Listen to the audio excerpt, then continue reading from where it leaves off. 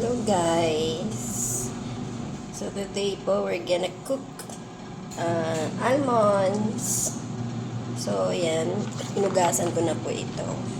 So wet na siya. So nalagyan natin siya ng asin. So ang ginamit kong asin dito ay Himalayan salt.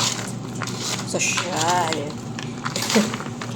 O, diba? Halo-haluin nyo lang yan, guys. Once nahalo nyo na siya, didikit na kasi yung salt. So, depende sa inyo kung gaano kadaming salt ang gusto nyo. So, pwede nyo naman kasi pag luto na, pwede nyo lagyan ng pepper o di kaya ay chili powder. So, nag-preheat na po tayo dito ng nut natin sa ating air fryer at 175 degrees yung temperature natin,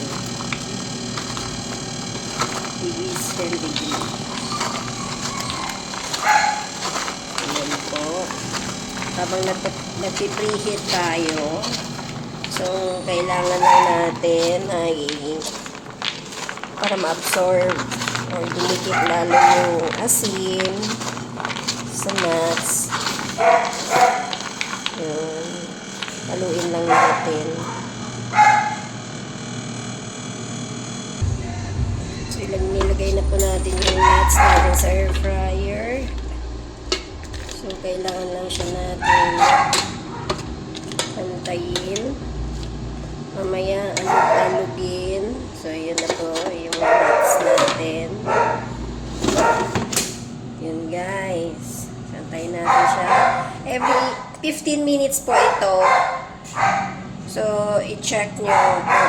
15 minutes, kalug-kalugin another 15 minutes. So, yun, guys.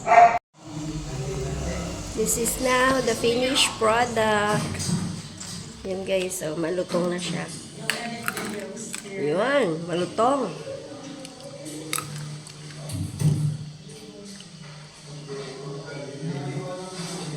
Mas masarap siya pag lumamig na siya.